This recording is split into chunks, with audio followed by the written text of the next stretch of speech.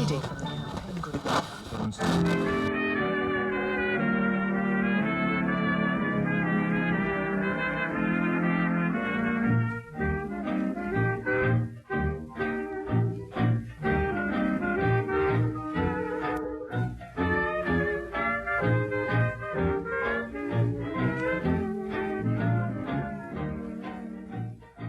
My name is Glyn Rowlands, and I'm native of Washpool, who came back after 60, 70 years. Well, I fancied a job. They were advertising for helpers at Christmas and what have you, and so I applied and got the job. And so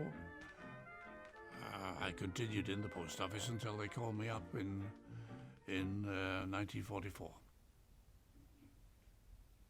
I did 6 weeks initial training, that's a basic training, and then you do 12 weeks what they call core training. And we had a final parade of the whole bunch of it, so that I think there was about 300, something like that, all training at the same time in different squads of 30.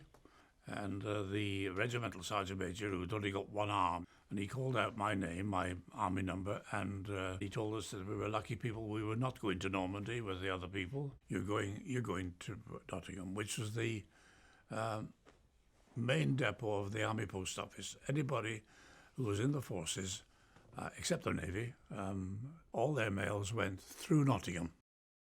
You were not cut out from danger, as it were. You were there. It's always, you were a member of the British Army and you were in khaki, so you were fair game for many terrorists even those days.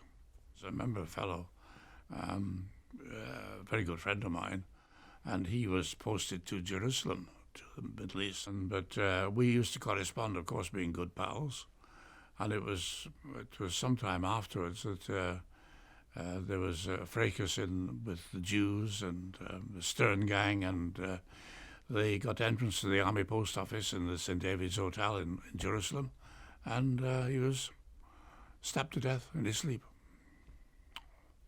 One good pal gone.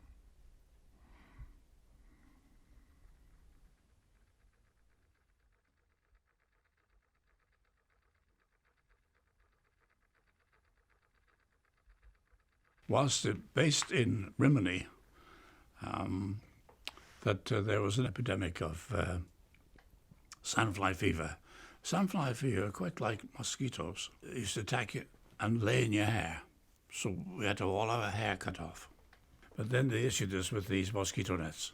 In mine, when I put it up, it had got like a flap of paper, and it said, "If you're married, pass it on." So anyway, I tore it off. And it said, "If you care to write to this Miss Jennifer Bates of Buxton, you'll be sure to get a reply."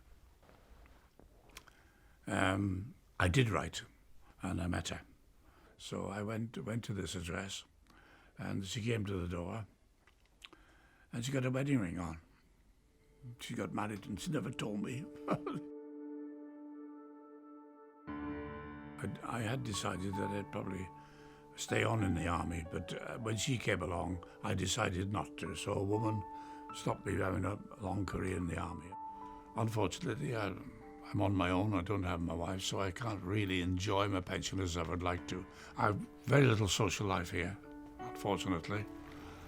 And as you get older, you lose your pals. They just go. They've just disappeared in the last 5 or 6 years. I'm down to 4 or 5 that I have a chat with. Yes, life is quite lonely at 90.